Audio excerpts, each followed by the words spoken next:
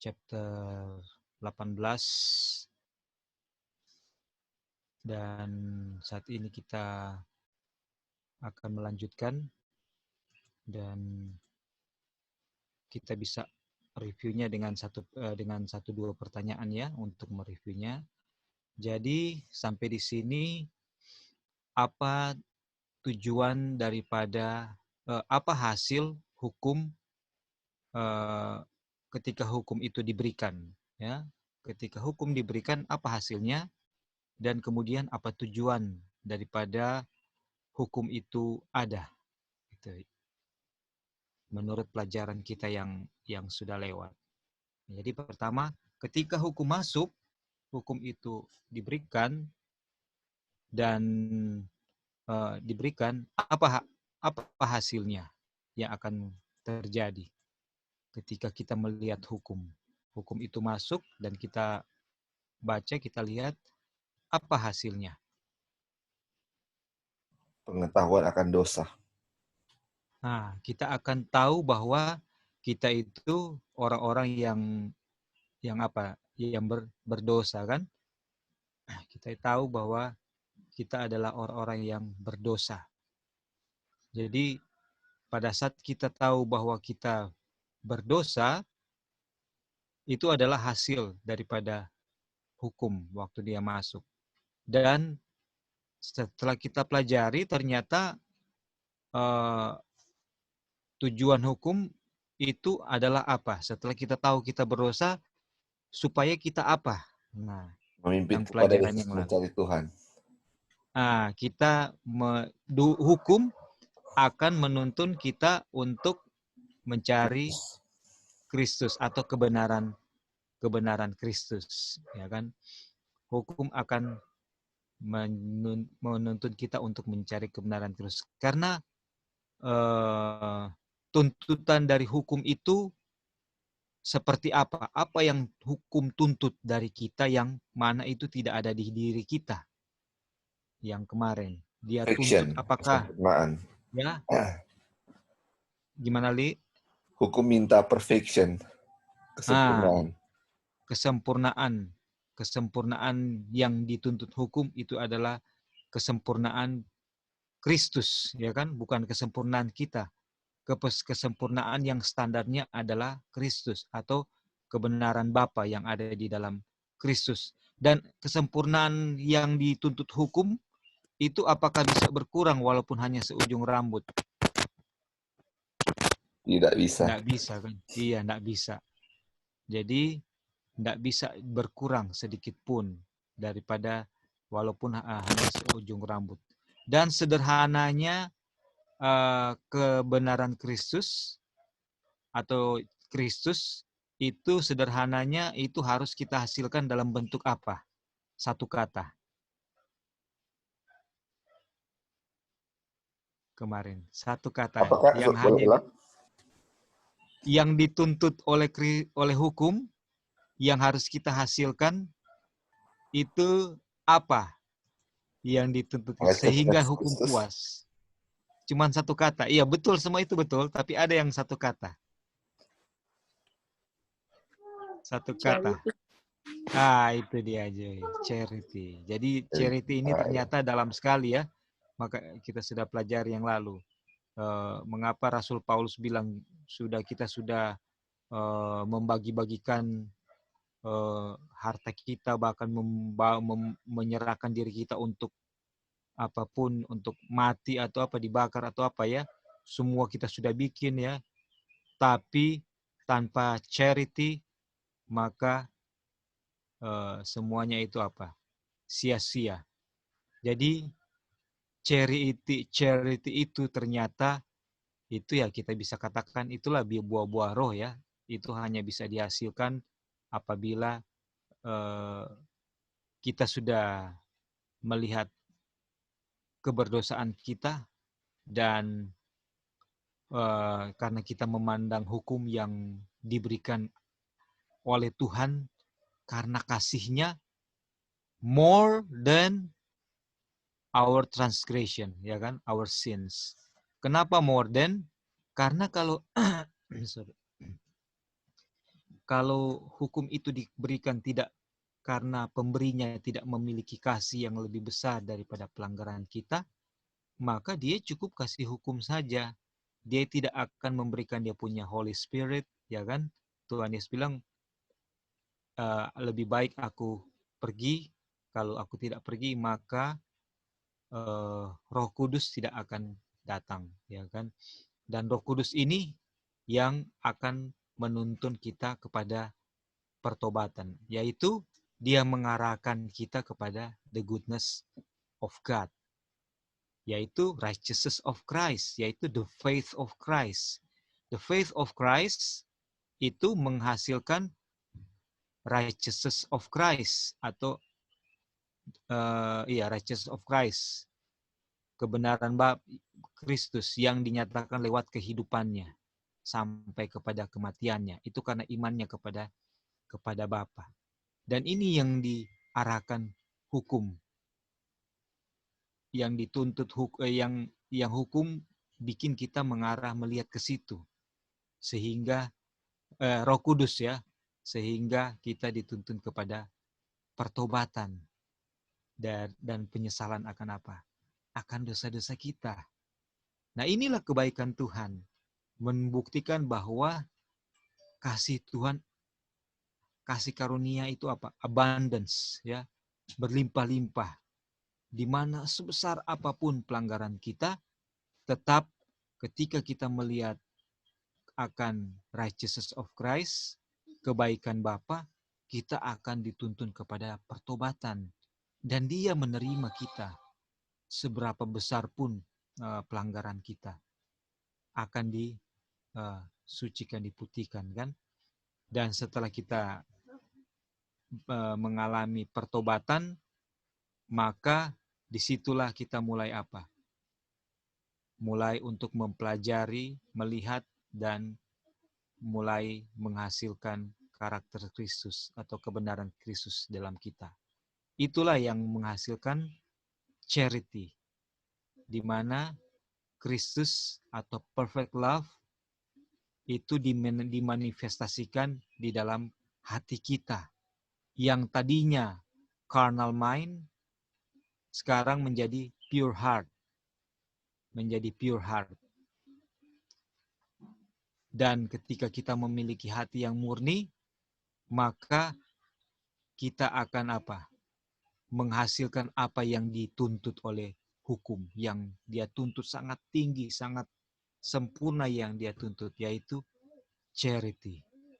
Ini ya yang dituntut oleh hukum, yaitu kasih.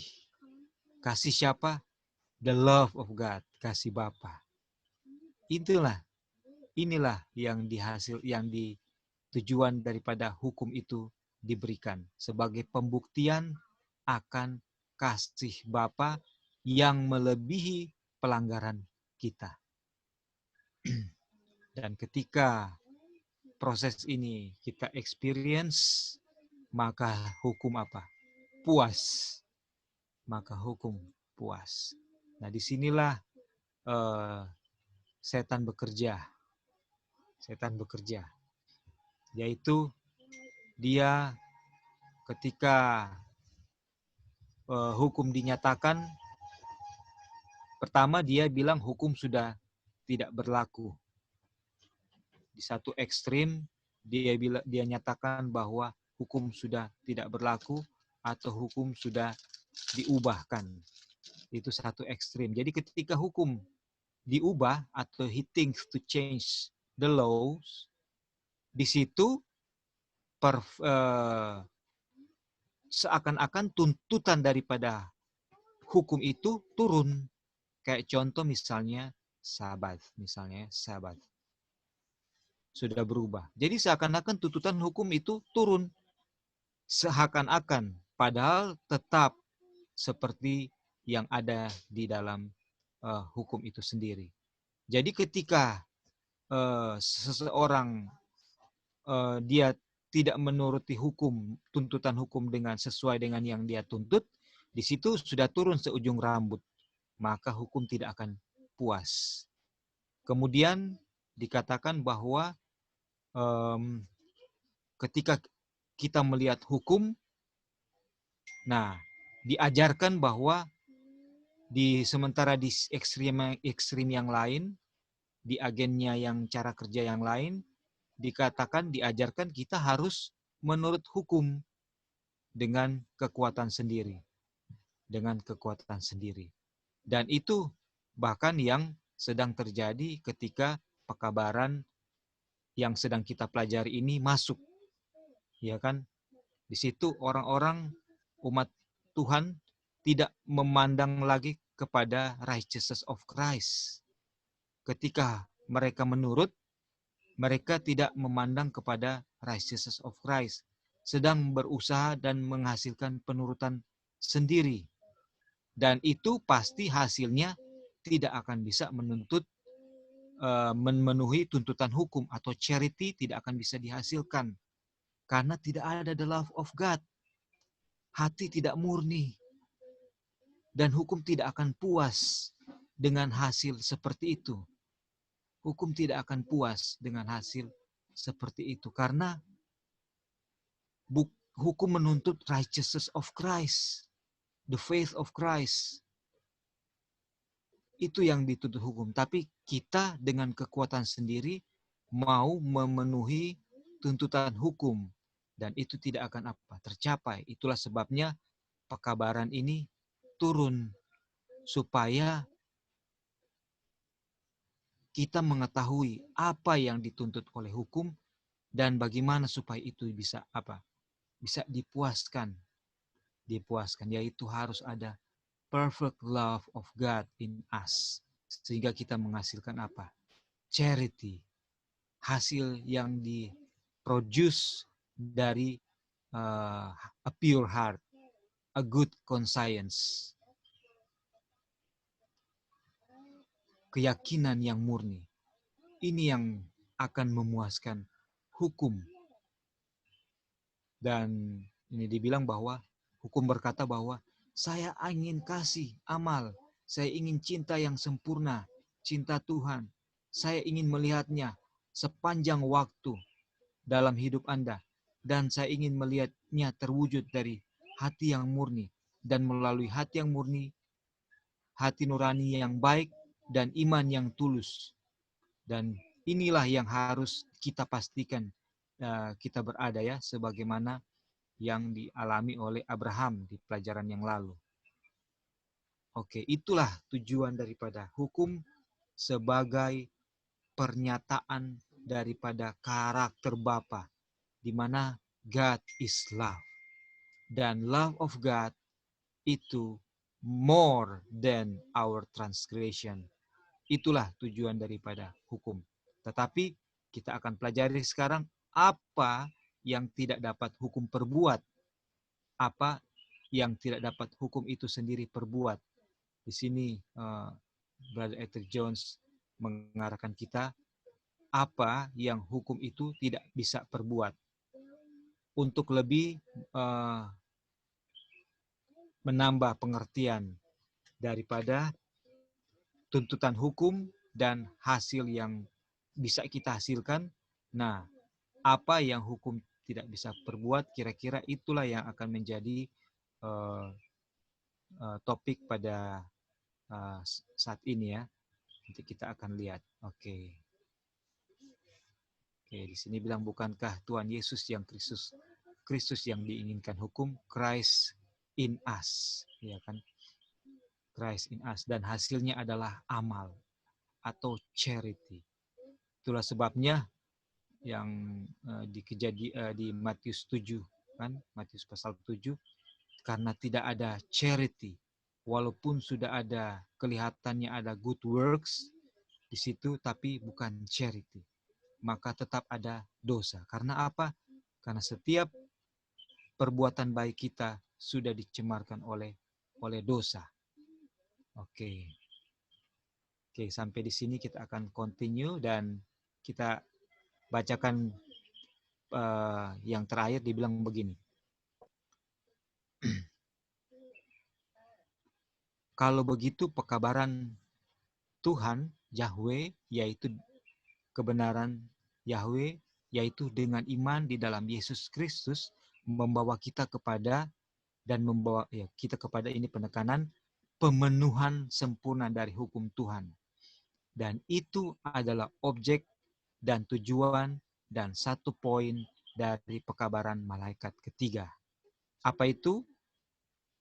Kristus dalam kebenarannya, Kristus dalam kemurniannya, Kristus dalam kasihnya, Kristus dalam kelembutannya, Kristus dalam seluruh keberadaannya, Kristus dan Dia yang disalibkan itu.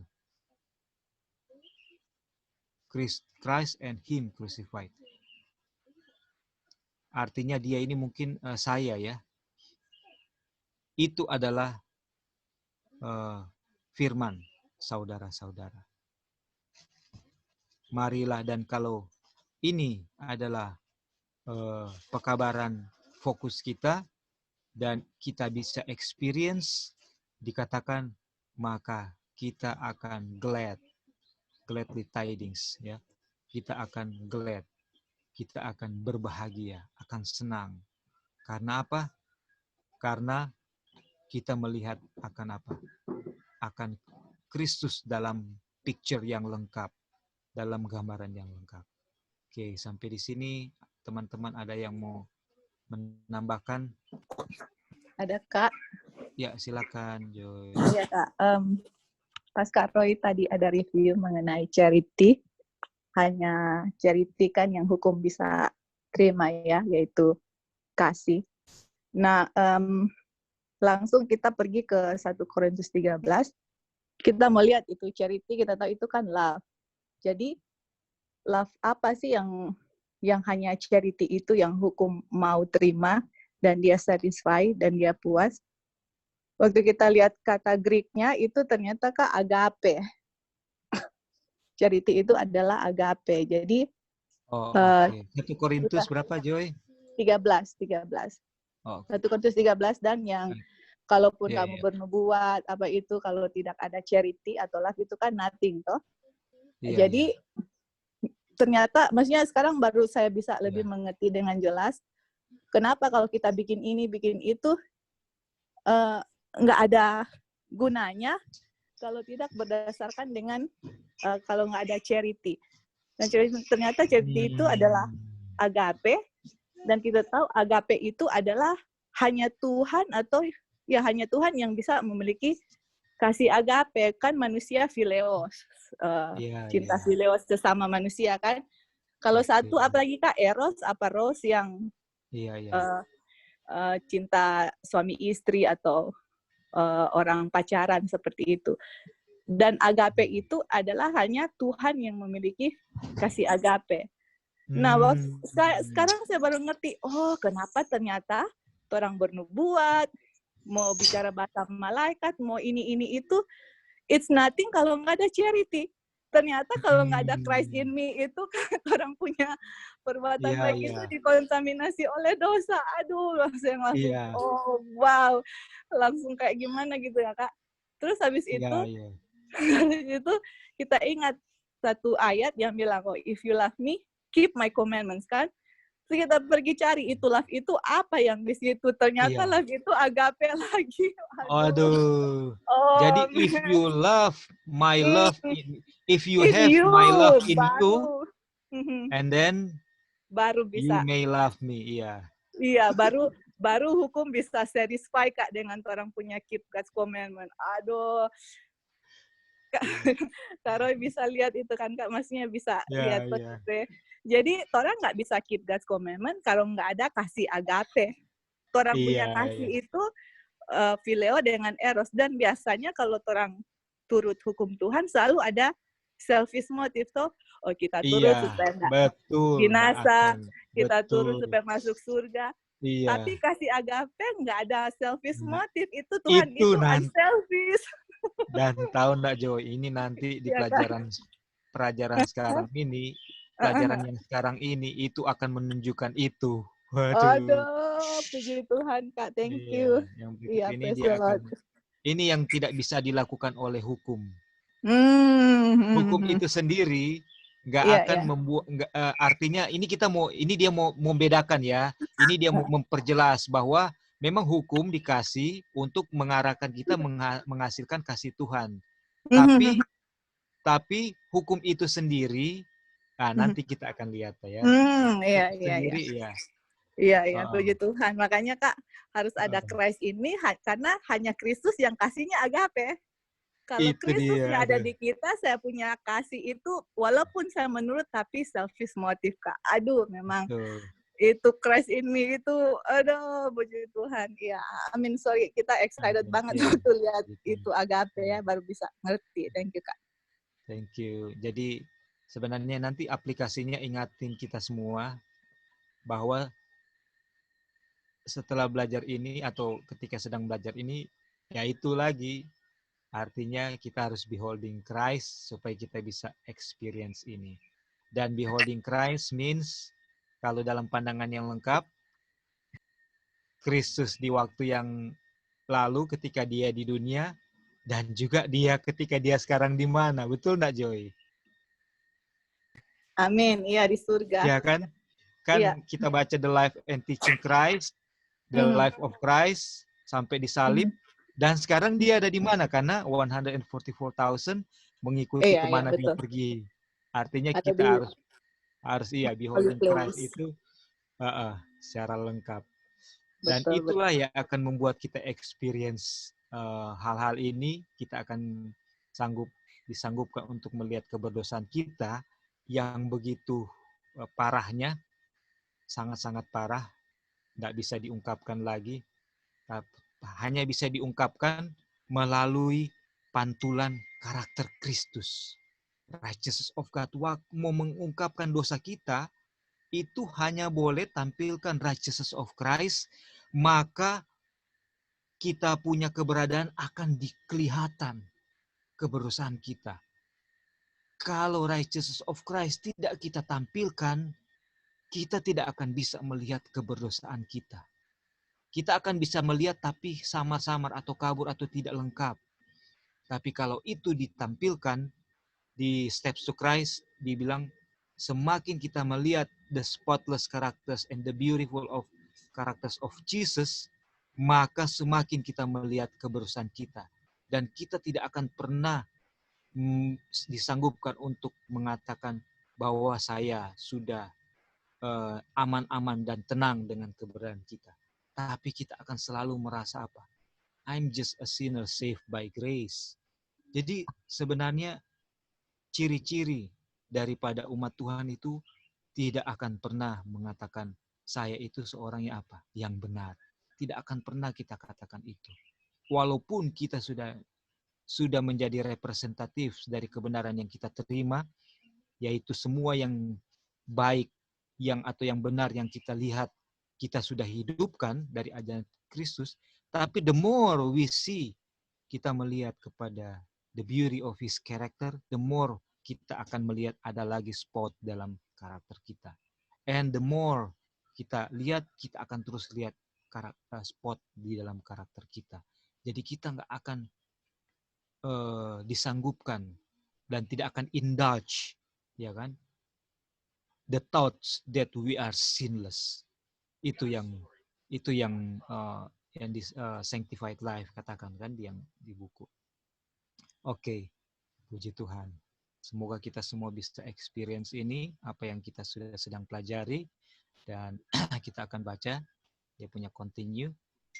Jadi kita sudah sedang mempelajari pekabaran the third angel message ya. Ini yang dikatakan di kutipan terakhir yang kita baca ini. Inilah pekabaran the third angel message yang sedang kita pelajari, yaitu karakter Kristus dalam gambaran yang lengkap. Apa itu the third angel message? Lift up Christ, kan? Inilah yang sedang kita pelajari. Oke, dikatakan, jadi ketika kita memiliki Yesus, ketika kita telah menerima Dia dengan iman, dan hukum berdiri di hadapan kita. Jadi ini adalah kondisi ketika saudara dan saya memiliki gambaran yang lengkap akan Yesus, sehingga kita dengan iman menerima dia, kemudian ketika hukum berdiri di hadapan kita, atau kita berdiri di hadapan hukum, di mana hukum menuntut adanya charity yang luar biasa, maka kita bisa berkata kepada hukum, ini dia, ini charity, ini the love of God.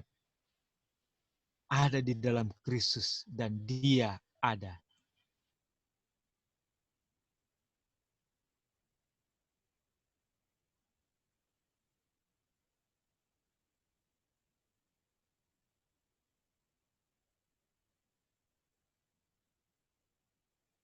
Di sini kita lihat bahwa hukum menuntut charity yang tadi, tetapi kita jangan enggak akan memproduce charity, tapi kita cari apa? Righteousness of Christ dan gambaran Kristus secara lengkap. Dan untuk mendapatkan ya righteousness of Christ, ya kita sudah tahu ya bahwa kita harus betul-betul mencari dia di dalam dia punya kehidupan. Dan ketika kita memiliki Kristus, kita bisa berkata bahwa ini dia. Ini kan ketika hukum ada di hadapan kita, kita dengan bisa katakan ini dia. Charity yang tadi Joy sudah katakan. Charity yang dituntut oleh hukum. Dan hukum apa? Puas. Hukum puas. Oke. Dan dikatakan bahwa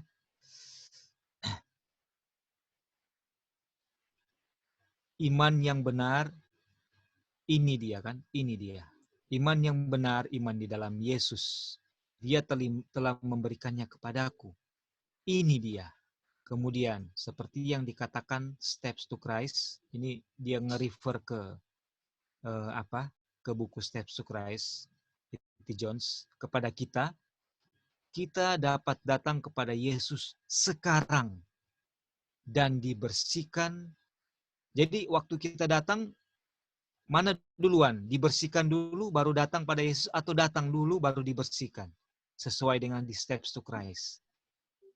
Datang dulu Kak, baru di-cleanse, dibersihkan. Datang dulu. Wow. Kita datang pada Yesus baru dibersihkan. Jadi sekarang bagaimana cara kita datang kepada Yesus? Bukankah Yesus mengetok pintu? Atau ya kan, Yesus mengetok pintu. Kenapa dia mengetok pintu? Karena dia punya righteousness is done. Iya kan? Reconciliation is done on the cross. Dia punya proses reconcile itu sudah diselesai di salib. Dia punya righteousness, dia punya kehidupan, dia punya faith of Christ, penurutannya kepada Bapa sudah selesai. Produknya John 3:16 sudah selesai. Kebaikannya sudah dilakukan. Sekarang mau enggak kita apa? Melihatnya dan menerimanya. Dia tawarkan dia punya kasih agape kan. Dia punya kasih agape sudah didemonstrated. Sekarang mau enggak kita apa? Lihat itu. Kita pelajari itu, kita renungkan itu senantiasa. Waktu kita lihat itu, kita pelajari, kita renungkan, maka kita apa? Itu diimplant atau secara itu masuk kepada kita. Pada saat itulah kita apa? Kita datang kepada Yesus. Ke dalam bentuk apa? Pertobatan. Karena waktu kita pelajari itu, kita lihat kejahatan kita akan dituntun ke kaki salib dan akan datang kepada Yesus dalam apa? Pertobatan. Saat kita bertobat, dosa kita dia apa?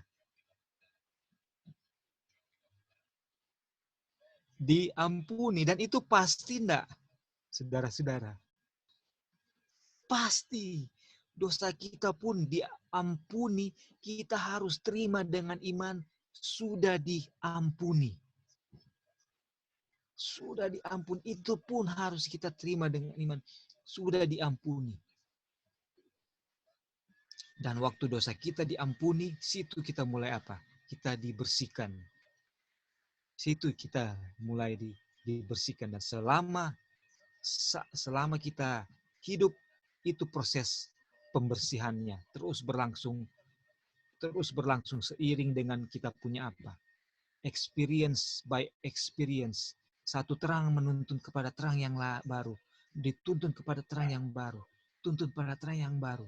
Ada terang yang hanya bisa kita lihat pada posisi kita sudah memiliki terang, menghidupkan terang yang lain. Contoh misalnya, pada saat kita menerima terang reformasi kesehatan, di situ banyak hal-hal kita akan bilang, aduh Tuhan, ternyata saya melanggar di sini, saya melanggar ini, saya melanggar ini. Kita experience sama-sama kan, sudah tahu bahwa harus olahraga, harus makan teratur, harus makan makanan yang diperlukan tubuh, yang enzimnya hidup. Kemudian harus porsi yang sesuai, itu yang iya kan? Dan ada juga terang yang Tuhan siapkan pada saat nanti kalau kita sudah di counter living, sudah hidupkan kehidupan di counter living, baru kita juga akan bisa melihat itu yang mana saat ini kita nggak bisa lihat selagi kita belum di situ. Dan yang kita lakukan saat ini ternyata banyak hal yang sebenarnya mungkin pasti masih belum sesuai dengan kehendak Tuhan, tapi kita nggak bisa lihat sekarang.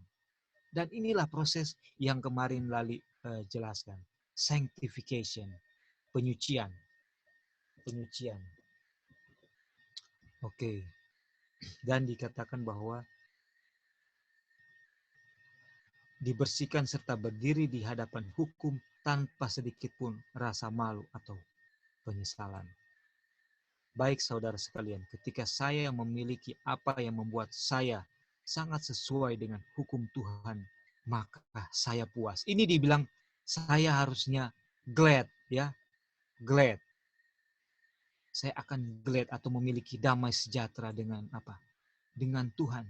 Bukan karena glad ini, puas ini beda dengan puas karena saya tidak memiliki the love of God dan saya menghasilkan penurutan saya sendiri.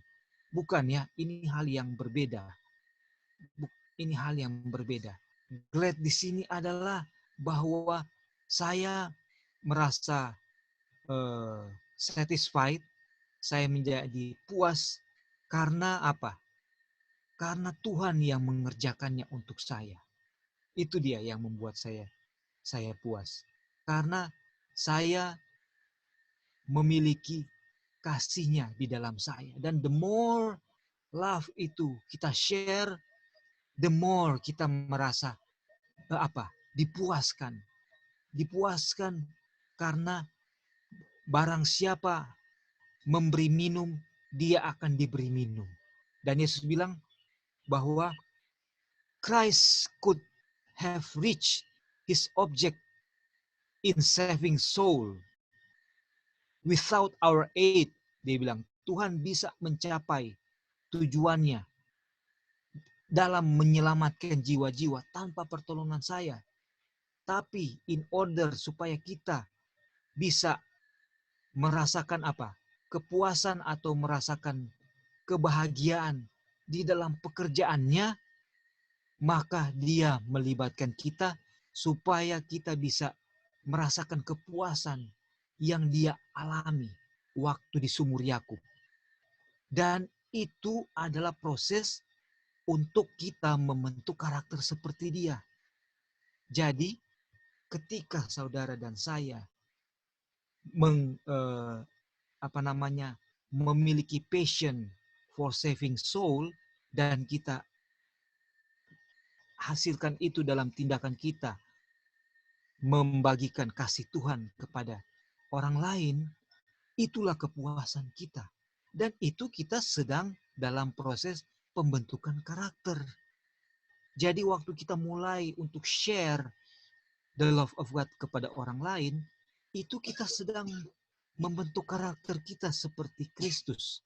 Waktu kita share, maka kita ditambahkan lagi. kita share, kita ditambahkan lagi. Dan ini adalah proses sebelum close of probation. Jadi manakala kita tidak mau share karena kita sedang bilang dalam proses tertentu atau dalam status tertentu, saat itu kita tidak sedang perform Christ-like karakter. Dan inilah kebahagiaan yang kita miliki. Bukan kebahagiaan atau kepuasan karena saya sudah menuruti hukum Tuhan dengan kekuatan sendiri, di mana ketika kita akan krisis datang, di situ kesombongan kita atau merasa bahwa kita punya kredit kepada surga akan dinyatakan tidak seperti itu. Tetapi walaupun mau datang krisis seperti apapun, ya kan, musuh kita sekalipun kita akan tetap katakan apa? Kita akan tetap mendoakan dia. Ya kan, sebagai contoh misalnya. Misalnya kita apa yang kita teringat waktu ini. Oh ya, misalnya kita borrow ya, kita borrow money kepada orang lain misalnya. Dan ternyata orang itu dia waktu saatnya sesuai janjinya dia mau kasih, dia nggak kasih.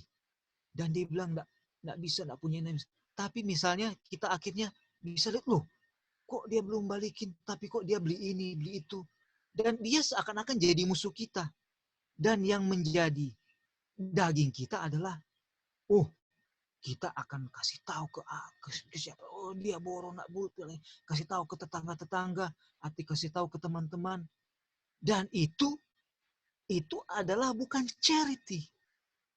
Itu bukan charity. Kenapa? Karena kita nggak akan bisa mengasihi musuh kita. Dia seakan-akan jadi musuh kita. Dan kita seakan-akan akan gunakan segala macam cara to get the money back misalnya.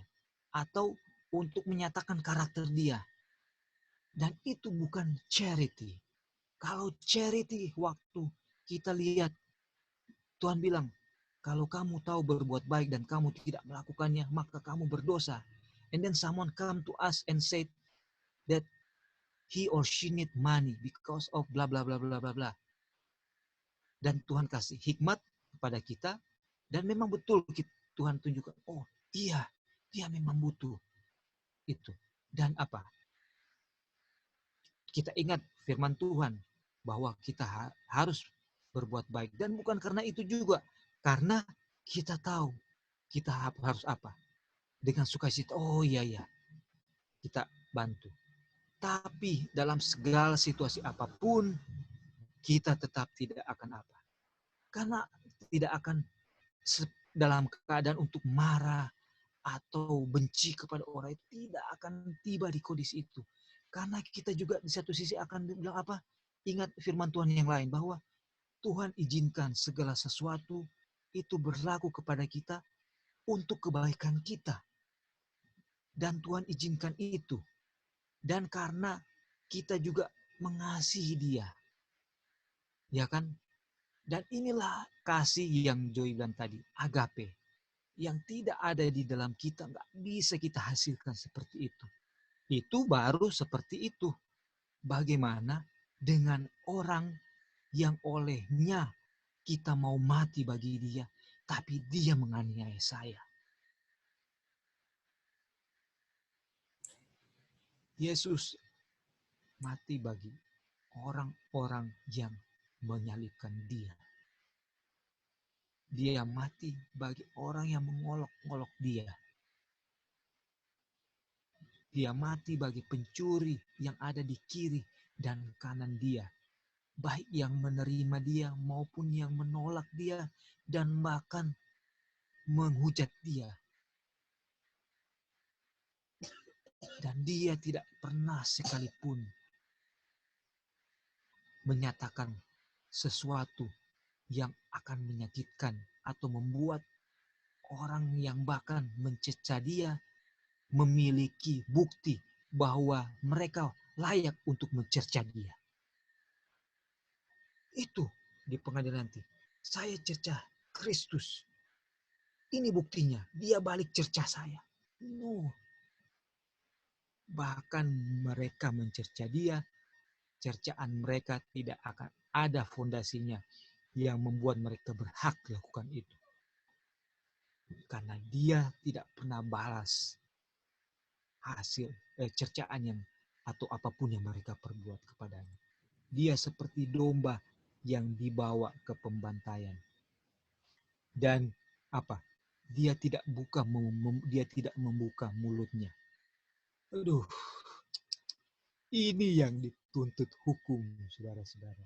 Ini yang dituntut hukum dan tidak akan bisa pernah kita puaskan sampai kita memiliki pemilik hukum itu di dalam kita.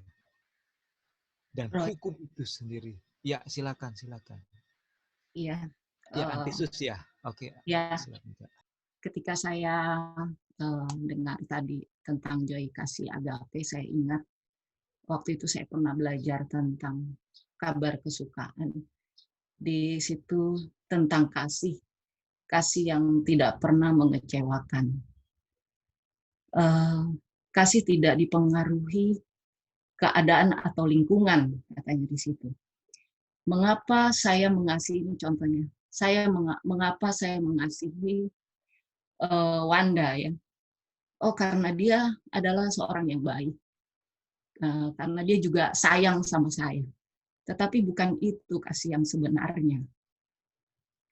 Ya. Kasih yang sebenarnya dikatakan bahwa dia tidak bergantung pada keadaan atau lingkungan. Kasih itu merupakan kepribadian orang yang mengasihi, dan ia mengasihi karena dia memiliki kasih. Nah, karena dia memiliki kasih. Jadi kita mengasihi seseorang itu bukan karena sifatnya atau apa yang dimiliki oleh seseorang itu. Karena di Matius 5 ayat ayat 46. Apabila kamu mengasihi orang yang mengasihi kamu, apakah upahmu? Bukankah pemungut cukai juga berbuat demikian? Nah, jadi kasih itu tidak menyakiti, kasih itu tidak mengecewakan. Memang mengapa karena saya memiliki kasih. Karena saya berpikir, karena saya dikasihi oleh Yesus, dan dia juga, Yesus mengasihi dia.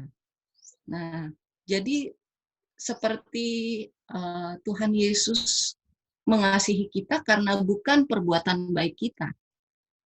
Nah, itulah kasih yang sesungguhnya. Iya, Kak. Dan memang di Galatia 5 ayat 22 ya, tentang buah-buah roh bahwa kasih, sukacita, damai sejahtera diawali oleh kasih ya. Terus Roy bilang kepuasan, mendapatkan satu kepuasan yaitu sukacita dan kedamaian yang berasal daripada Tuhan Yesus. Jadi apabila kamu mengasihi orang yang mengasihi kamu, apa upahmu? Apa upahnya? Iya, Kak. Inilah yang harus kita merasakan bahwa karena saya dikasihi oleh Yesus, karena dia juga dikasihi oleh Yesus, bukan perbuatan baik ya. Iya. Yang kita pandang. Karena kalau perbuatan baik itu akan mengecewakan. Kita lihat dari keadaan, lingkungan. Nah, inilah kasih yang sesungguhnya yang dimiliki oleh Yesus. Iya, betul sekali itu. Thank you, Kak Sus. Iya, jadi dalam segala hal tanpa charity, tanpa kasih Tuhan, maka yang tadi ya, hati kita, nurani kita tidak akan bersih, tidak akan murni, dan tidak akan bisa love your enemy as kita tidak akan bisa love our enemy. Kenapa? Karena segala perbuatan baik kita itu sudah tinted, all of our righteousness tinted by sins, sudah dinodai oleh dosa. Dan inilah saudara, kondisi saudara dan saya, kondisi kita. Inilah kondisi kita. Dan puji Tuhan kalau Tuhan ungkapkan itu saat ini, itu sebagai bukti bahwa Tuhan mengasihi kita. Roh Kudus Tuhan bekerja buat kita. Dan kita akan cari Tuhan di dalam apa? Di dalam kehidupan, di dalam waktu-waktu kita secara pribadi. Kita akan, dan walaupun satu titik sudah kita menangkan, sudah dimenangkan oleh Tuhan, maka titik yang lain akan diungkapkan. Titik yang lain lagi akan diungkapkan. Dan semua ini adalah proses yang seharus semua orang-orang yang akan menerima meterai Tuhan alami. Ini semua proses yang harus kita semua alami. Dan dari sini tidak ada satu orang pun melebihi yang lain. Semuanya sama lewatin ini. Inilah experience yang Tuhan izinkan. Dan inilah oil itu. Inilah oil yang dituntut pada saat perjamuan kawin anak domba. Sebelum perjamuan kawin anak domba, pada saat perjamuan kawin anak domba, oil ini yang dia tuntut.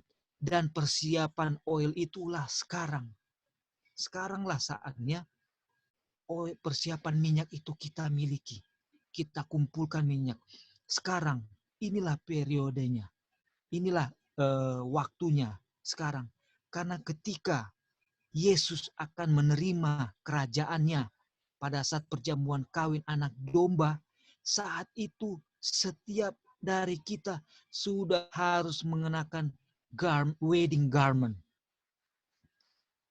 yaitu jubah kebenaran Kristus. Harus sudah kita kenakan, harus sudah punya oil. Kalau kita tidak punya wedding garment, pada saat buku kita dibuka, sekaranglah saatnya waktu buku kita akan dibuka. Kita tidak tahu kapan, tapi pada saat buku kita dibuka oleh king, oleh yang lanjut usia, waktu buku kita dibuka, dia mau melihat dia mau melihat perfection in character. Jubah kebenaran Kristus. Itu yang dia cari. Dan waktu itu dibuka dan kita tidak punya itu, yang dibuktikan dengan masih adanya pelanggaran dalam hidup dalam kita, maka apa dia bilang? Semua kita punya perbuatan baik juga akan dihapuskan, dilupakan. Dan kita tidak berhak untuk menerima meterai Tuhan. Jadi saudara-saudara, betapa pentingnya pelajaran ini untuk kita mencari siapa? Mencari righteousness of Christ. Karena semua keadaan yang Tuhan izinkan kita akan hadapi hari ini, itu adalah kesempatan bagi kita untuk menerima oleh kasih karunia Tuhan. Menerima kasih karunia Tuhan supaya kita bisa menang hari ini. Supaya kita bisa serahkan kepada Tuhan hari ini. Dan supaya hukum bisa dipuaskan. Aduh, ini sampai di sini ada yang mau menambahkan. Terima kasih tadi Antisus sudah menambahkan mengenai Halo, kasih Kak. agape. Iya, silakan. Bisa dengar, Kak? Iya, silakan Jo. Iya, oke.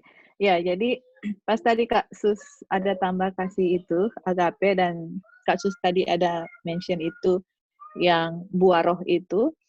Jadi ke buah roh itu kan pertama kan kasih toh Kak. Dan ternyata kalau kita lihat di situ, kita lagi buka lagi ya dia punya kata itu, ya ternyata itu love itu ternyata agape. Jadi kenapa ada dan sesudah agape itu ada joy, peace, long suffering, gentleness? Karena kasih agape itu atau Yesus itu, righteousness-nya Yesus itu, Yesus sendiri sudah berdiam di kita, sudah ada agape, dan selanjutnya itu seperti temperance ya, atau pertarakan. Nah, kenapa saya mau bertarak istilahnya gitu? Karena saya mencintai Tuhan, tetapi cinta apa sebenarnya yang membuat saya itu bisa bertarak? Ya kasih agape. Sedangkan saya nggak ada kasih agape. Saya hanya ada kasih phileo kan. Itu dia. Jadi ternyata semuanya ini, semua yang kita pikir-pikirkan, apa sih fondasinya ini semua? Aduh, ternyata itulah. Joy, excuse me Joy, boleh di adjust lagi agak kecil suaranya, jadi mengecil. Ya ya. Atau di refresh lagi mikrofonnya. Ya, sudah keras lagi. Oke. Oh iya. Sudah. Jadi, thank you Kak. Jadi kita coba selidiki apa sih sebenarnya fondasi dari semuanya ini. Oh, ternyata dia punya semuanya itu adalah kasih agape.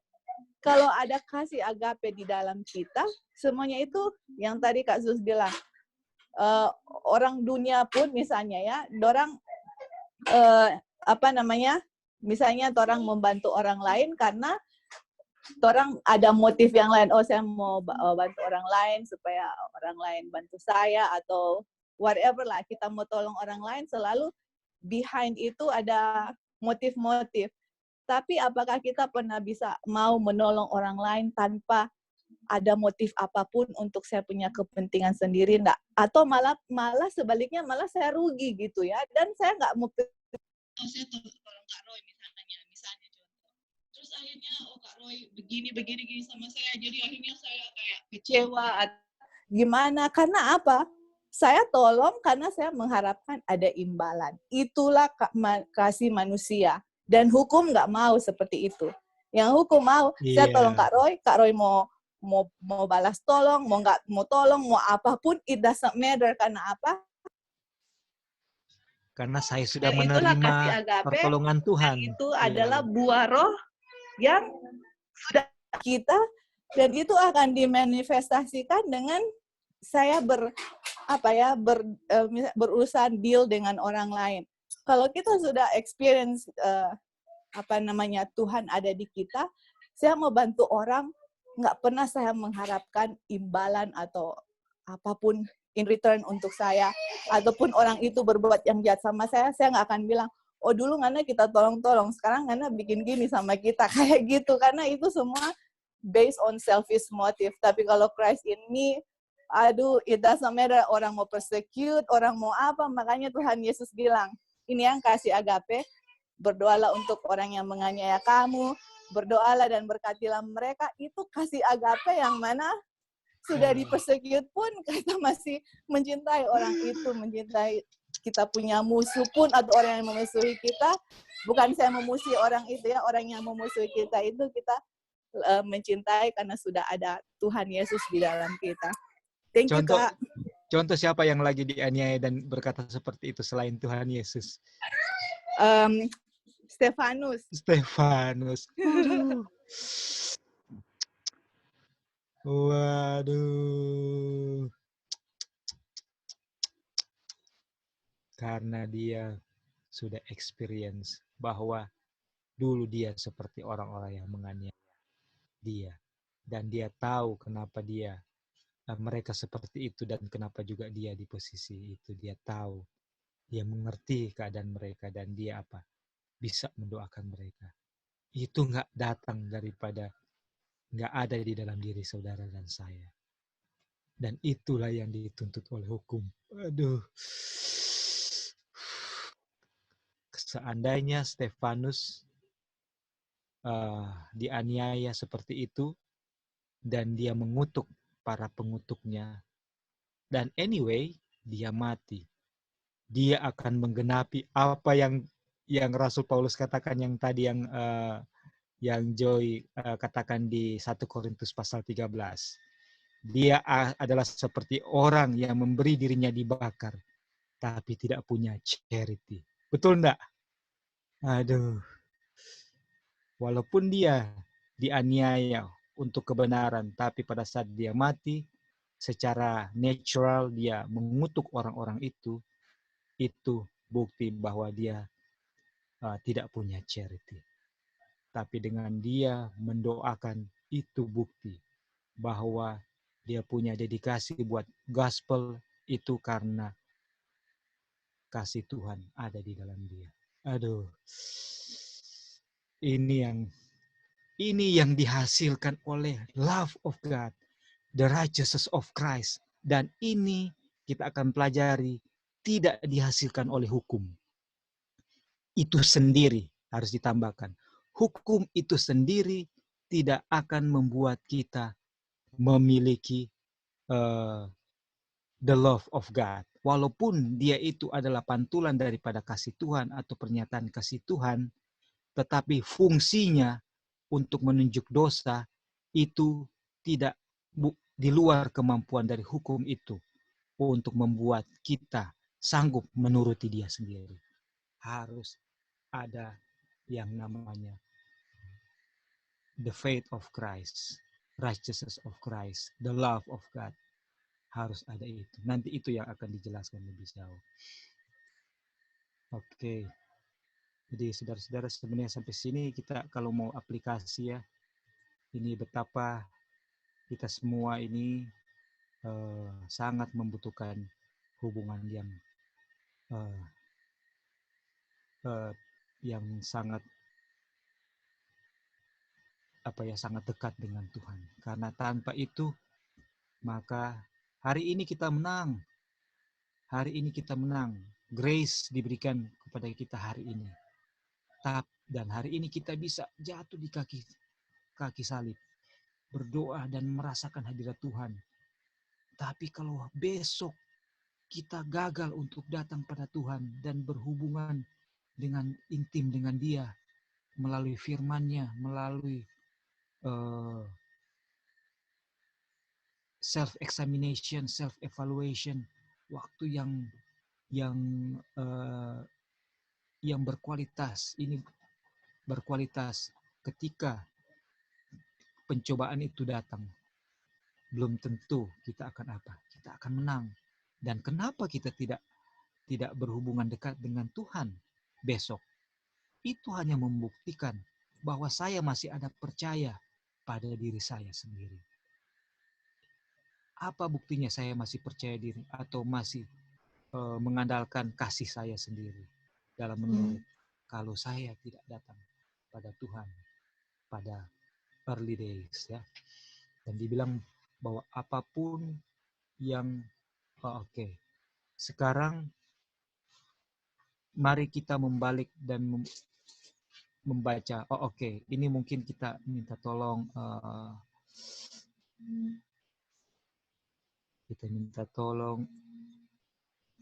sebentar. Dion ya. Apakah Dion boleh tolong bacakan?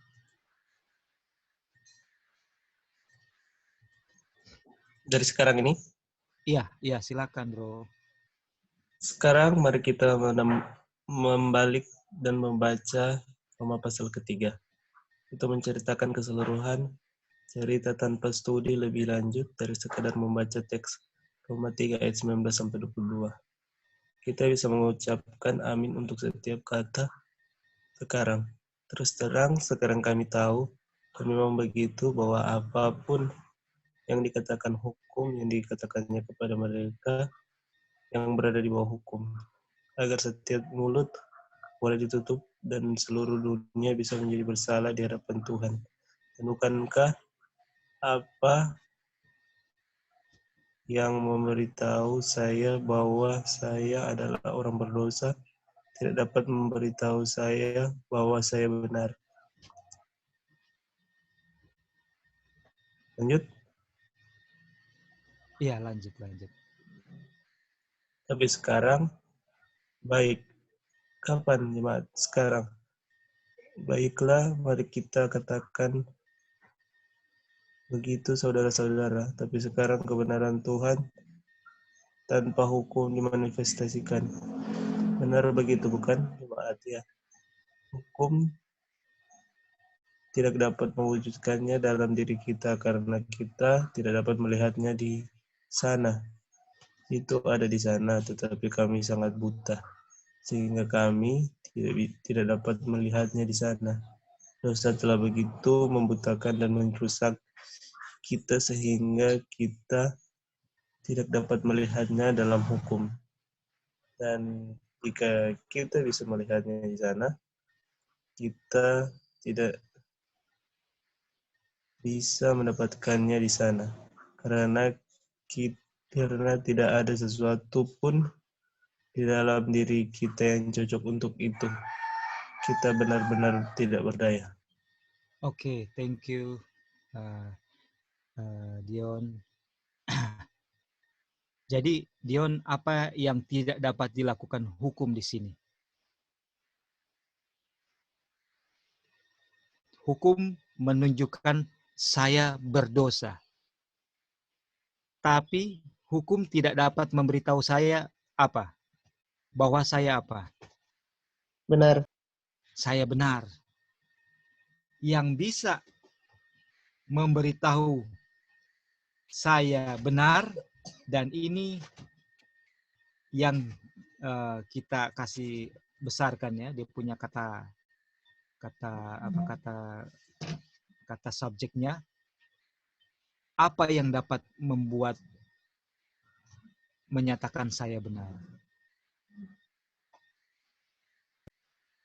Kebenaran Tuhan. Kebenaran Tuhan ini sakti dia dapat ya. Itu dia. Hukum menunjukkan saya berdosa. Tetapi kebenaran Tuhan itu dinyatakan kepada kita, atau charity-nya Tuhan itu dinyatakan atau dimanifestasikan kepada kita tanpa hukum, di luar hukum.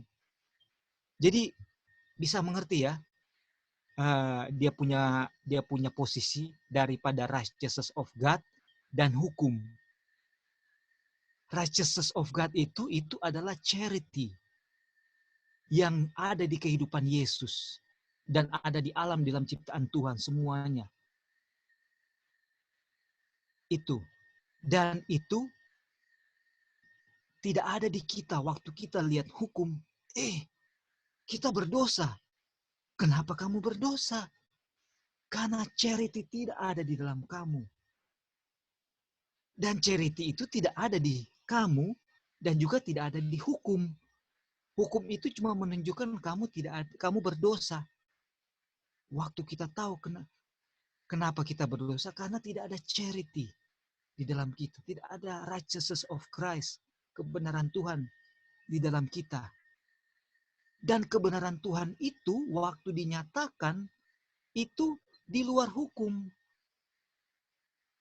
Artinya waktu Tuhan itu God is love, itu dia punya love, itu memang keluar. Bukan karena tuntutan hukum. Makanya hukum itu diberikan karena di surga itu ada hukum juga. Tapi tidak dinyatakan seperti kayak kita. Orang-orang di surga menghasilkan charity bukan karena dia lihat hukum, kemudian dia mau memenuhi tuntutan hukum. Tapi karena memang dia punya pikiran, dia punya hati, dia punya natural, dia punya kealamian. Semua itu charity. Karena senantiasa dia melihat righteousness of Christ yang disalurkan melalui Yesus, melalui Mikael. Dan righteousness of Christ itu yaitu the love of God melimpah-limpah dalam kehidupan makhluk surgawi di dunia lain, di dunia yang tidak jatuh. Dan kembali mereka mengisi kehidupan mereka dengan puji-pujian, mereka berkarya sambil bekerja, mereka memuji Tuhan selalu. Karena senantiasa Bapa memenuhi kebutuhan mereka dengan limpahnya. Dan kalaupun hukum itu mau dikasih, itu hukum puas mau dikasih kepada mereka. Waktu mereka berkaca di hadapan hukum, hukum akan puas. Tapi kebenaran Kristus yang mereka hidupkan itu di luar hukum, tanpa hukum. Nah, kita yang sudah berdosa harus dinyatakan dulu hukum supaya kita bisa melihat kebenaran kita.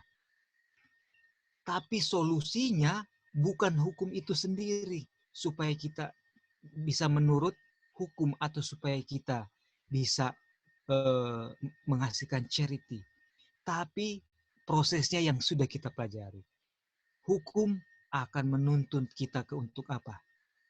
Untuk menyadari kedosaan kita dan menuntut kita untuk datang kepada siapa? Ke kaki salib. Dan Roh Kudus yang akan menuntut kita kepada kaki salib dan menghasilkan pertobatan. Nah, sekarang kita baca ini ya. The law, kita baca di Inggris saja. The law, hukum, cannot manifest it in us. Apa itu it? Apa itu it? Lihat di atas. But now, yang the righteousness of God. Inilah it itu. Without love, law is manifested. Jadi it itu di bawah ini adalah righteousness of God. Oke? Dan dikatakan hukum tidak bisa menyatakan atau menampilkan righteousness of God in us. Hukum, waktu kita melihat hukum, kita tidak bisa langsung memiliki righteousness of God. Kita harus lihat righteousness of God itu, harus cari, harus lihat dan minta dan dapatkan. Supaya kita bisa menuruti hukum atau menghasilkan charity. Jadi hukum tidak bisa membuat kita memiliki righteousness of God. Karena kita tidak melihat righteousness of God di hukum.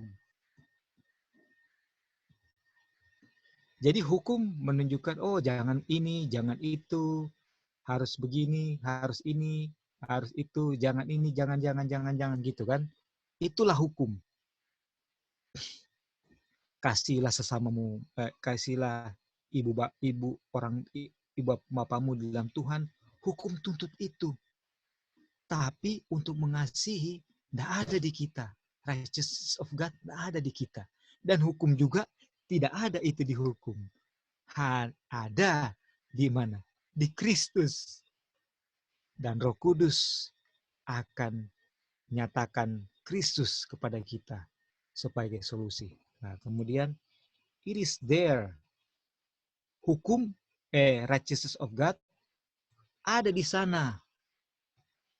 Tapi kita begitu buta dan tidak bisa melihat kebenaran Kristus di sana.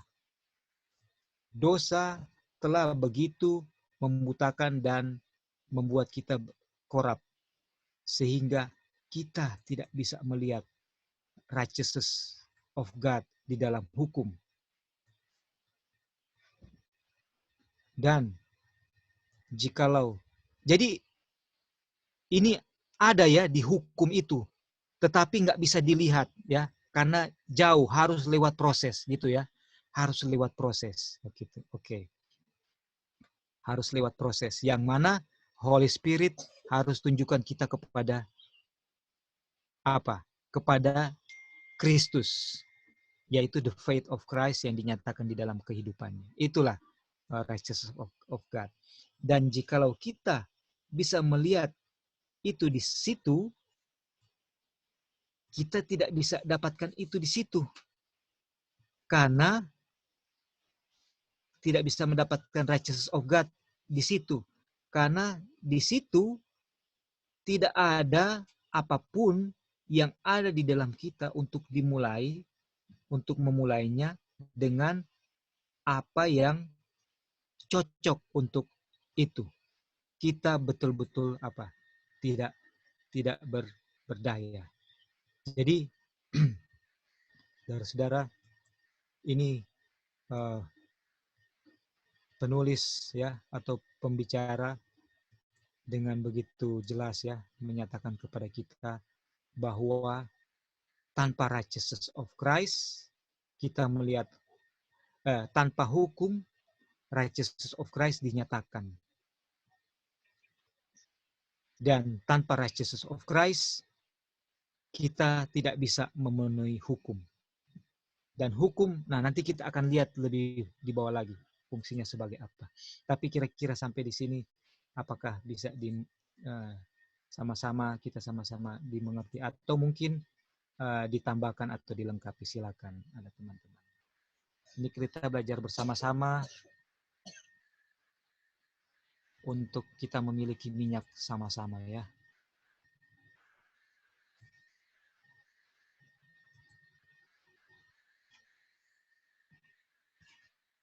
Oke. Mudah-mudahan ini sudah kita bisa clear understand ya. Nih, oke. Oke, untuk sekarang berikut apakah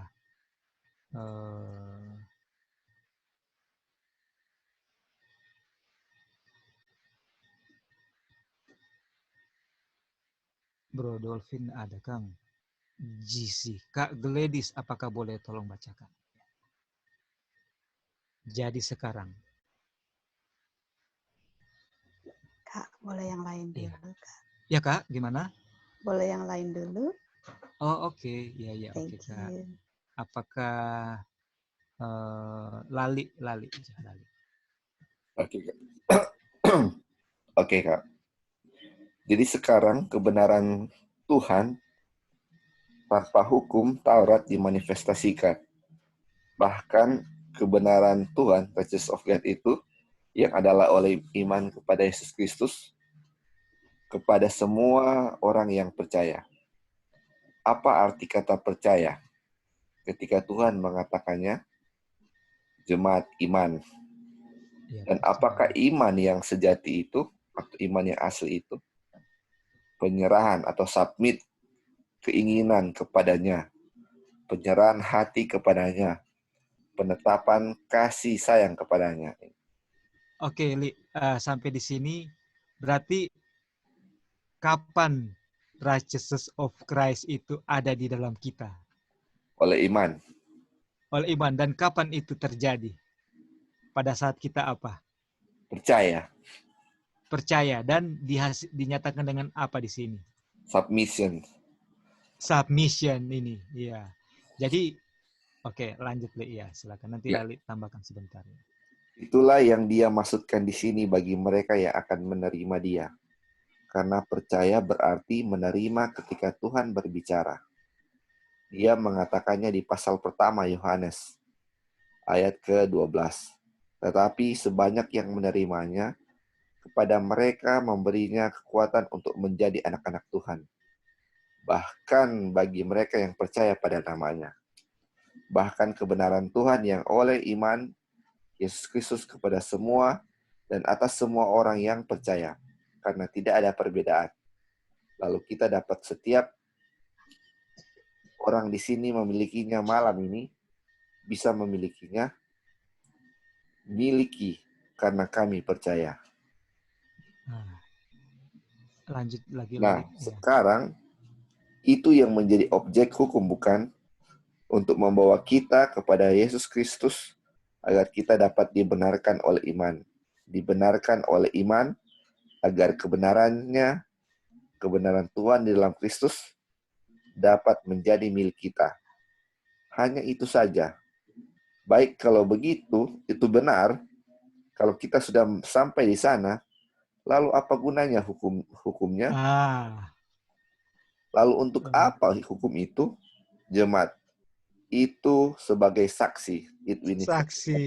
Nah, tepat. Mari kita membaca sekarang bagian dari ayat 21 yang tidak saya baca. Tetapi sekarang kebenaran Tuhan tanpa hukum dinyatakan dengan disaksikan oleh hukum. Aduh. Being witnessed by law is law. Oke, nah sampai sini dulu Lali. Jadi di sini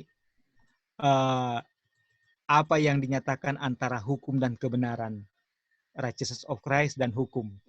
yang dinyatakan oleh pembicara. Atau apalah yang Lali dapat, ya silakan. Bagaimana Kak? Sorry kita Iya. bagaimana? Iya. Apa Kak? Jadi antara righteousness of Christ dan hukum, apa dia punya posisinya yang dinyatakan di sini, gitu. Jadi hukum itu dia kan kayak tadi dia Menunjuk dosa, ya. Iya, dia petunjuk dosa dan dia tidak menghasilkan yang namanya righteousness of God. Tidak membuat kita bisa menghasilkan righteousness of Iya. God. Iya. Tetapi dia fungsinya apa? Dia witness kan, saksi kan bahwa Witness. apakah kita bisa turut atau enggak kan? Itu dia. Tapi kita baca kita nggak bisa turut. Yang bisa turut Kristus yang Kristus di dalam saya. Kristus Betul. dalam saya yang bisa turut. Terus yang kita iya betul, Kristus dalam saya kan yang kita terima melalui iman. Dan ini itu, dia, iya betul, iman. Dan itu hukum ini sebagai saksi kan, kalau nggak ada saksi, misalnya kita di pengadilan nggak ada saksi, nggak bisa dibenarkan. Tapi karena hukum dia jadi saksi, dia akan berbicara. Si Roy sudah bisa turut hukum ini, saya saksinya. Dan siapa yang mau membantah kalau hukum bilang dia accept, dia juga yang terima itu kan. Misalnya jadi seperti itu. Makanya dia punya kunci sebenarnya itu kan, percaya itu kan, ini kayak righteousness itu sudah ada, sudah dikasih, cuman kita bisa terima atau enggak. Itu dia. Makanya iman ini kan yang bagi semua orang yang percaya. Jadi ada iman di sini. Jadi iman itu bukan sekadar percaya, karena setan pun percaya dan gemetar, yang kita sudah bahas sebelumnya. Jadi yang iman di sini selalu dibilang apa? Submission of the will to Him. Itu dia. Kapan kita bisa submission? Pada saat apa? Pada saat kebenaran atau iman kepada Yesus, atau kebenaran Yesus itu sudah ada di kita. Aduh. Ya. Masih ada lagi, Lali? Iya, Kak. Itu dia. Jadi memang penyerahan keinginan, penetapan kasih ini ada 3 hal ya. Submission, yielding the heart to Him, dan facing of the affection of. Jadi penyerahan hati, penyerahan keinginan, dan kasih sayang kepada Tuhan. Jadi ini memang dia punya ini ya, kita punya bagian ini adalah percaya. Makanya ini yang harus kita kita sudah tahu kuncinya sejauh ini apa, dia punya langkahnya ini. Makanya ini submit, terus dibilang submit. Setiap kita belajar kayaknya hampir setiap pasal ada dia punya kata submit ini kepada Tuhan ya. Jadi ini yang kita gumuli. Iya. Iya, Pak. Thank you. Jadi puji Tuhan, saudara-saudara, pelajaran ini menyatakan kalau kita lihat standar daripada tuntutan hukum yang begitu tinggi, maka saya sendiri secara pribadi tidak pernah merasa bahwa saya sudah memenuhi hukum. Ya ini, jadi di sini menyatakan pertama, betapa tinggi dan luas dan dalamnya tuntutan hukum itu, standarnya adalah righteousness of Christ.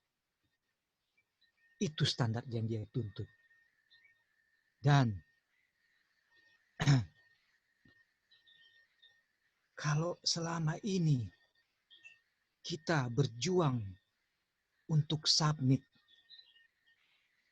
tanpa kita berjuang untuk memiliki righteousness of Christ, maka pelajaran ini menyatakannya kepada kita tidak akan pernah berhasil. Ini adalah mustahil. Kalau saudara dan saya hingga saat ini berusaha untuk mengasihi sesama, mengasihi Tuhan, tapi kita tidak berusaha untuk mencari righteousness of Christ di dalam the life and the teaching of Christ, dari saat dia lahir sampai saat ini dia ada di bilik yang maha suci, kita tidak cari itu, kita tidak akan bisa memenuhi tuntutan hukum itu. Dan solusinya bagi kita saat ini adalah cari the righteousness of Christ. Ambil waktu, teratur, berkualitas. Baca firman Tuhan. Baca kehidupan Yesus dan apa yang diajarkan. Pada saat itu memenuhi kita chamber of our mind, pada saat datang ujian, itu jelas sekali di pikiran kita. Love your enemy. Love your enemy. Oh, daging sudah, tapi Roh Kudus bilang love your enemy. Karena Yesus love enemy. Bukankah kamu dia punya enemy? Bukankah kamu yang dia sudah tahu akan menyalibkan dia? Tapi dia tetap mati untuk kamu. Apakah kamu, ini yang dituntut hukum. Dia mati bagi kamu yang adalah seteru. Yohanes bilang, kamu adalah seteru. Dan Bapa menyerahkan Yesus bagi kamu selagi kamu masih seteru, masih musuh. Dan dia kasih Yesus. Dia kasih Yesus. Dan Yesus kasih nyawanya untuk kamu yang dia lihat saat itu waktu dia mati, kamu masih seteru. Artinya, hukum tuntut ini juga bahwa kita harus mengasihi musuh kita. Dan berdoa bagi dia yang menganiaya kamu. Itu yang hukum tuntut yang dinyatakan oleh pelajaran ini. Bukan cuman yang nyata-nyata di 10 hukum, tapi dalamnya seperti ini. Tapi bisa enggak kita mengasihi musuh? Enggak bisa. Pelajaran ini ajarkan harus miliki righteousness of Christ. Jadi sampai di sini saudara-saudara, inilah kuncinya, yang solusinya. Saya dan saudara cari righteousness of Christ. Seek ye first the kingdom of God and his righteousness. And all these things shall be added unto you. Maka hal-hal ini yang lainnya akan ditambahkan kepadamu. Apa itu? Damai sejahtera. Karena sudah diperdamaikan dengan Tuhan. Gladly harus kita menjadi glad. Dan itu tidak dipengaruhi kondisi. Damai sejahtera, glad, itu tidak dipengaruhi kondisi. Apapun kondisi kita, situasi kita, tetap kita memiliki sukacita di dalam Tuhan. Jadi bagi saya pribadi, ini adalah suatu pelajaran yang sangat penting, yang sangat jelas menggambarkan tuntutan Tuhan yang tinggi. Dan sampai detik ini saya tidak bisa dan tidak pernah memenuhinya. Dan saya tahu dengan iman bahwa kalau saya mencari righteousness of Christ, itu pun bukan karena dari saya, tapi Tuhan yang membuat saya mau. Kenapa? Karena pelajaran yang kita sedang pelajari sekarang bukan berasal dari kita, berasal dari Tuhan. Kemurahan Tuhan berasal dari Tuhan yang membuat saya mau. Dan membuat kebenaran ini to be preserved sampai di tangan kita, itu juga Tuhan yang menjaga firman-Nya di masa kegelapan supaya tidak hilang, mau dimusnahkan oleh kuasa kegelapan. Dan inilah pelajarannya. Mari kita ambil waktu yang berkualitas, belajar kepada Kristus. Sejak dia masih baru lahir, kanak-kanak, dewasa, pelayanannya, sisa hidupnya, Gabata, Getsemani, Gazbata, Golgota, dan dia bangkit, dia punya pelayanan yang singkat, sebelum akhirnya dia naik ke surga, sampai saat ini dia di surga, sedang menunggu faith of Christ ada di dalam kita, yang menghasilkan repentance, yang akan membuat kita memasuki proses untuk menerima wedding garment yang dinantikan Bapa pada saat ini. Dinantikan oleh yang lanjut usia, oleh King di dalam investigative judgment yang sedang berlangsung di surga. Selama ini kita melihat investigative judgment sebagai pelajaran yang mengerikan, karena kita hanya memandang dari sudut pandang Bapa yang membuka buku-buku dan menunggu righteousness of Christ atau karakter tanpa noda. Tapi kita lupa atau tidak melihat dari sisi anak domba yang sedang menantikan imannya dimiliki oleh kita.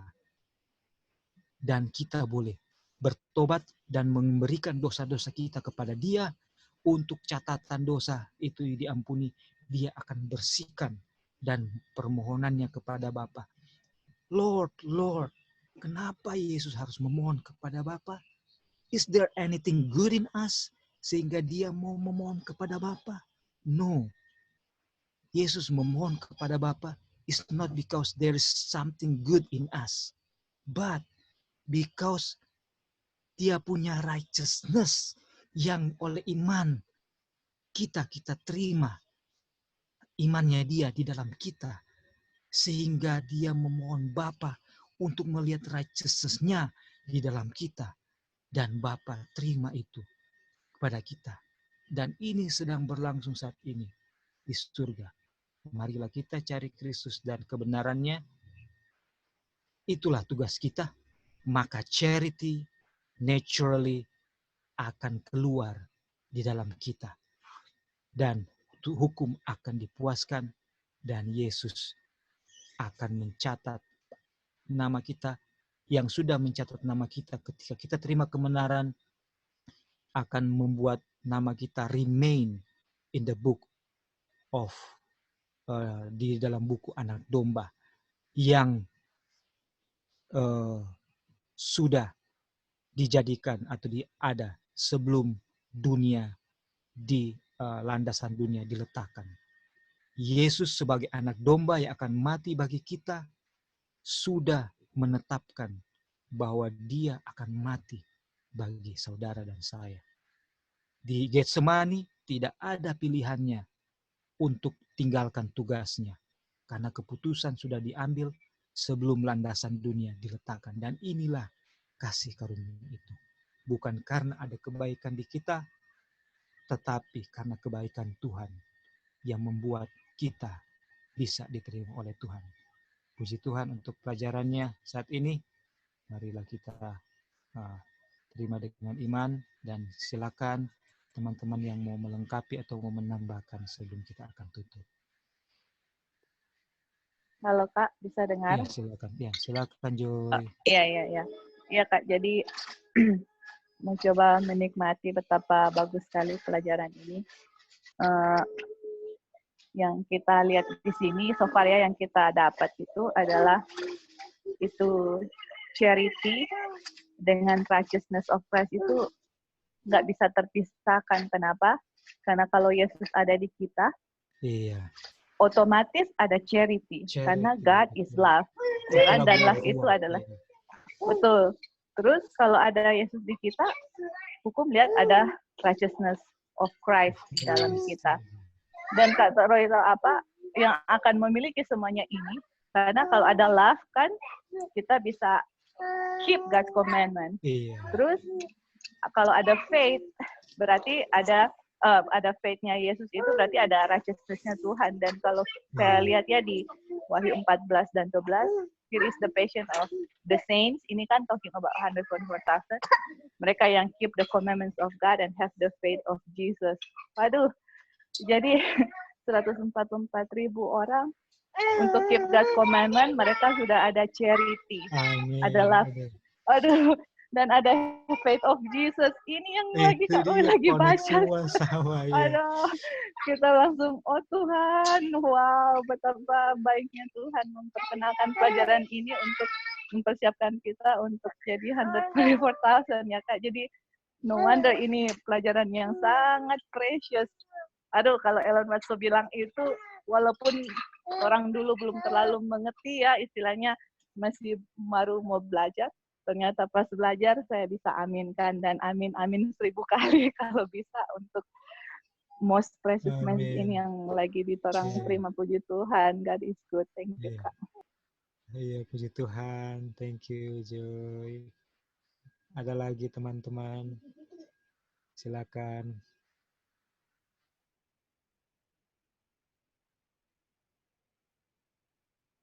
Baik, puji Tuhan untuk firman-Nya. Biarlah ini boleh memakan tempat dalam kehidupan kita dan boleh menolong kita untuk dedikasi time to uh, have personal relationship with Christ, more intense, and more regular, and lebih teratur, dan biarlah semua itu boleh boleh kita experience apa yang kita pelajari untuk kemuliaan bagi nama Tuhan. Kita bawa dalam nama Tuhan Yesus. Amin.